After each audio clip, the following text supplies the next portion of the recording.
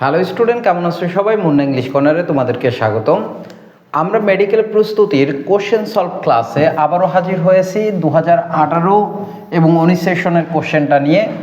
আজকের যে কোশ্চেনটা সেটা আমরা খুব সুন্দরভাবে সমাধান করব এবং এখান থেকে অনেকগুলো ব্যাখ্যার মাধ্যমে রুল শিখতে পারবো, যেগুলো পরবর্তীতে তোমাদের অ্যাডমিশন টেস্টে খুবই সহায়তা করবে। প্রথম কোশ্চেনটা দেখো, poll took place peacefully, that's the country. তাহলে এখানে একটা ওয়ার্ড দেখো, poll took place peacefully, that's the country. তাহলে এখানে প্রিপোজিশনের ব্যবহার থেকে কোশ্চেন এসেছে। দেখো, পুরা জায়গাব্যাপী, পুরা বিশ্বব্যাপী, দেশব্যাপী এমনটা বোঝালে প্রিপোজিশনে অ্যাক্রস বসে। বাকি প্রিপোজিশনগুলোর অর্থ আমি বলি, বিসাইড পাশে অর্থে ব্যবহৃত, এছাড়াও অর্থে ব্যবহৃত হয়, ইনটু প্রবেশ করা, রূপান্তর এমন অর্থে ব্যবহৃত হয়, ফর জন্য অর্থে ব্যবহৃত হয়। তাহলে সারা দেশব্যাপী শান্তিপূর্ণ নির্বাচন অনুষ্ঠিত হয়েছে। তাহলে দ্যাটস ওয়াই আমরা কি বসাবো? অ্যাক্রস। এরপরে আসো নেক্সট কোশ্চেনে, বলছে which one of the correct form of sentence, নিচের কোন সেন্টেন্সটা কারেক্ট? দেখো, এটা মূলত সাবজেক্ট ভার্ব এগ্রিমেন্ট থেকে এসেছে কোশ্চেনটা। তোমরা সাবজেক্ট ভার্ব এগ্রিমেন্টে আমার রুল ভিত্তিক যে ক্লাসটা আছে সেটা যদি দেখো, তাহলে এখানে রুল একটা পড়ানো আছে যে আমরা যখন দেখব সাবজেক্টের নাম, বিষয়ের নাম, দেশের নাম এগুলো বুঝাবে, সেগুলো শেষে এস বা ইয়েস থাকলেও সেগুলোকে প্লুরাল ধরা যাবে না, সিঙ্গুলার ধরতে হবে। তাহলে ম্যাথমেটিক্স একটা সাবজেক্টের নাম, এটাকে প্লুরাল ধরা যাবে না যে শেষে এস আছে প্লুরাল ধরবো, এমনটা চিন্তা করা যাবে না। এ কারণে এরপরে ভার্ব সিঙ্গুলার হবে, যেহেতু এগুলো প্লুরাল আছে, এগুলো হওয়ার চান্স নেই, আনসার হবে এ। সবাই বুঝছো তো? রুলটা বুঝছো? সাবজেক্ট দেখতে প্লুরাল হলেও মানে বিষয়ের নাম যদি বোঝায় তাহলে ভার্ব সিঙ্গুলার হয়। তৃতীয় কোশ্চেনটা দেখো, what is the adjective form of the word home? আমরা জানি হোমটা হচ্ছে নাউনের সঙ্গে এলওয়াই যুক্ত করলেই সেটা কি হয়ে যাবে? অ্যাডজেক্টিভ। তাহলে হোমের অ্যাডজেক্টিভ ফর্ম কি? হোমলি। দেখো, বলছে choose the correct sentence from the below, নিচের কোন সেন্টেন্সটা কারেক্ট? এটা মূলত কোশ্চেনটা আসছে প্রবাদ বাক্য থেকে, মানে প্রভার্ব যেগুলো আছে সেগুলো তোমরা মুখস্থ করে ফেলিব, বুঝছো? কারণ ট্রান্সলেশন বলো অথবা সেন্টেন্স কারেকশন হিসেবে বিভিন্ন জায়গায় এগুলো কোশ্চেন এসে থাকে। তো তোমাদের ভালোর জন্য বলতেছি, তোমরা যারা ইন্টার ফার্স্ট ইয়ার অথবা সেকেন্ড ইয়ারে আসো, তারা এখন থেকে প্রভার্বগুলো মুখস্থ করে ফেলিও, কমপ্লিটিং সেন্টেন্সে তোমাদের কাজে দেবে অনেক। দেখো, এটা প্রভার্বটা হবে কি? Man proposes but god disposes, অর্থাৎ মানুষ পরিকল্পনা করে কিন্তু সিদ্ধান্ত নেয় সৃষ্টিকর্তা। বুঝছো বিষয়? এরপরে আসি 5 নম্বর কোশ্চেনে, which one of the following sentence is correct? নিচের কোন সেন্টেন্সটা কারেক্ট? এখানে ফরবেইডের ব্যবহার আছে। বলছে I forbade him from going, তাই না? এই ফরবেডের আমি বলি ফরবেড, প্রপোজড, এগুলোর পরে আমরা 2+V1 পাই। কি পাই? 2+V1। তাহলে যেহেতু ফ্রম আছে, এটা হবে না। আই ফরবেড হিম গুইং হবে না, ইনফিনিটিভ দরকার। I forbade him to go, এটা কারেক্ট আনসার। কিন্তু I forbade him not go, এটা কেন হয়নি? কারণ ফরবেডের পর কখনো নেগেটিভ ওয়ার্ড আর বসবে না, কারণ অর্থ তখন চেঞ্জ হয়ে যাবে, এ কারণে হবে না। তাহলে মনে রাখবা, ফরবেডের পর ইনফিনিটিভ হয় 2+V1। এরপরে দেখো, আমি তোমার নিকট কৃতজ্ঞ। বলছে which one is the correct English translation? মানে ট্রান্সলেশন থেকে মেডিকেলে মাঝে মধ্যেই কোশ্চেন আসে, এই জন্য আমরা এমনও দেখেছি ট্রান্সলেশন থেকে 2-3টা কোশ্চেন মেডিকেলে দিয়ে দিছে, এই জন্য খুব ভালো করে দেখবা। হ্যাঁ, বলছে I am much obliged to you, I am very much grateful, I am very grateful to you. আমি তোমাদের বলি, সবগুলো কারেক্টের মতো মনে হচ্ছে, কিন্তু সঠিক আনসার কোনটা হবে? I am very grateful to you. আমরা সচরাচর ব্যবহার করি আমি তোমার প্রতি বা তোমার নিকট খুবই কৃতজ্ঞ, I am very grateful to you.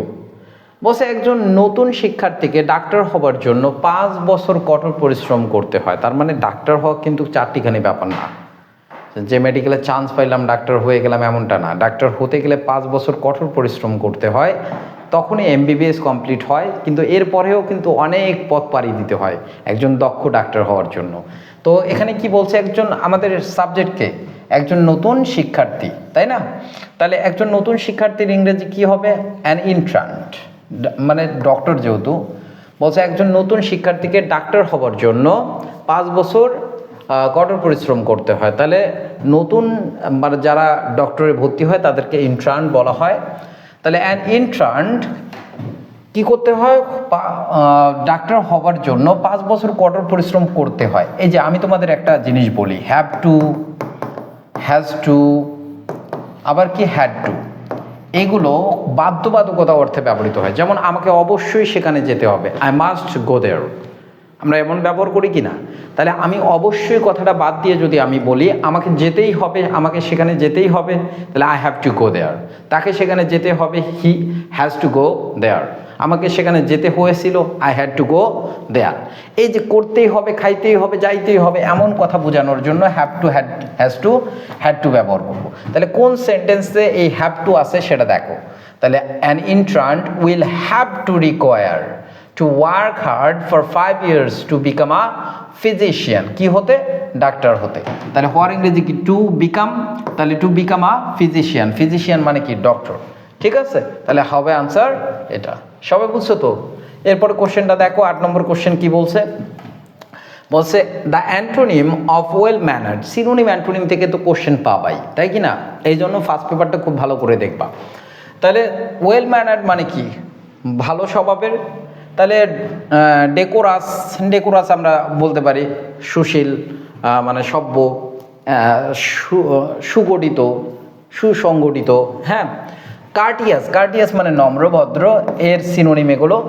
তারপরে বলছে সিভারাস। এই সিভারাস মানে হচ্ছে সাহসী, আমরা ব্রেভ বলি, ব্রেভের সিনোনিম হচ্ছে সিভারাস। আর সেসি মানে হচ্ছে বাজে স্বভাবের লোক। সেসি মানে কি? বাজে স্বভাবের লোক। এই ওয়ার্ডগুলো আমরা কম ব্যবহার করি, তো এই জন্য খুবই অপরিচিত আমাদের কাছে মনে হচ্ছে। তাহলে সেসি মানে কি? বাজে ব্যবহারের লোককে সেসি বলা হয়। You are sassy, you are sassy. What is the synonym of exhausted? Exhausted মানে আমরা জানি ক্লান্ত। আমরা বলি নাই হি লুকস এক্সস্টেড, তাকে ক্লান্ত দেখাচ্ছে, আই এম এক্সস্টেড, আমি ক্লান্ত।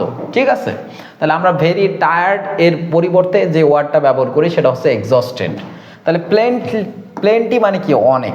প্লেন্টি মানে কি? অনেক। Huge, plenty. স্টোরড মানে কি? আমরা বলি না স্টোর করে রাখছে, সঞ্চয় করে রাখা, হ্যাঁ, সঞ্চিত। অ্যানিমেটেড মানে প্রাণবন্ত, হবে না, এর অ্যান্টোনিম হবে অ্যানিমেটেড। তাহলে কি বলতে পারি আমরা? ড্রেইনড। একটা ওয়ার্ডে বাকি আছে, ড্রেইনড মানে ক্লান্ত। তাহলে টায়ার্ড, এক্সস্টেড, ড্রেইনড এগুলো হচ্ছে সিনোনিম, মনে থাকবে তো? Exhausted, tired, drained. এরপরে ওয়ার্ডটা দেখো, he was wise enough to accept the other. Here এনাফটা কি? তাহলে আমরা দেখতেছি ওয়াইজটা অ্যাডজেক্টিভ, কতটুকু জ্ঞানী? যথেষ্ট জ্ঞানী। আমরা জানি নাউন আর প্রোনাউন বাদে সব ওয়ার্ডকে অ্যাডভার্ব মডিফাই করে, যেহেতু অ্যাডজেক্টিভকে এনাফ মডিফাই করতেছে, এই কারণে এটা কি হবে? অ্যাডভার্ব। মাথায় থাকবে তো? নাউন আর প্রোনাউন বাদ দিয়ে যত ওয়ার্ড আছে এদেরকে যে ওয়ার্ডটা মডিফাই করবে সেটাকে আমরা কি বলবো?